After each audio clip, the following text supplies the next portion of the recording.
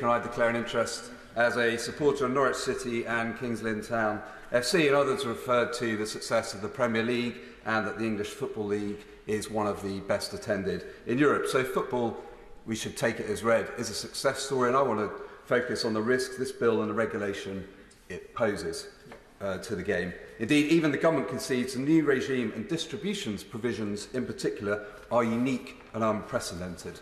And while objectives of sustainability, preventing breakaway competitions, safeguarding heritage and strengthening engagement are supported by fans, much of this is already happening under the FA, under the Premier League and under the EFL rules. And my concerns, and the one I expressed in the last Parliament when we debated a similar bill, was that this will lead to overreach and over-regulation. We've heard bids already from across other parts of the House to load on the burdens on football, including in protecting car parks. And the Prime Minister said on regulation, the key test is this going to make our economy more dynamic and unlock investment? Yet he's creating a new regulator which will take £100 million out of the game, including for smaller clubs, and regulatory scope and costs inextricably increase. And the task of the regulator is already vast. It's going to have to approve business plans for 116 clubs as part of licensing, and applying this banking-style regulation to a sport is inappropriate.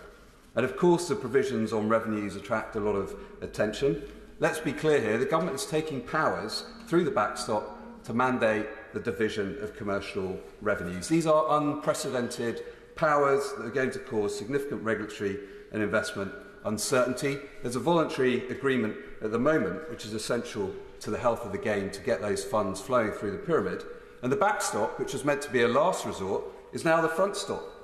The Football League have been very clear, they're waiting for these provisions to come into force and they're not going to agree to anything until then, and the government's made the situation worse by including the parachute payments, which will prevent clubs who want to invest when they get promoted and take a risk they can compete from doing so, which will weaken competitiveness of the game. And then there's the untried binding final offer arbitration model. Rather than considering the proposals put forward by the Premier League and EFL and determining which is the best approach, which may be a compromise between the two, we have a Russian roulette approach where the regulator has to pick one or the other. Lord Burt put forward an amendment in the other place to introduce an approach based on commercial arbitration instead of this model which incentivises gaming. And the Secretary of State made some more words about what Lord Burt had done in the other place. I'd be grateful if the Minister, in winding up, can clarify. Is the government still talking to Lord Burt and the other legal experts in the other place with the intention of changing this flawed backstop model? To conclude, this bill would introduce unprecedented regulation of our national game.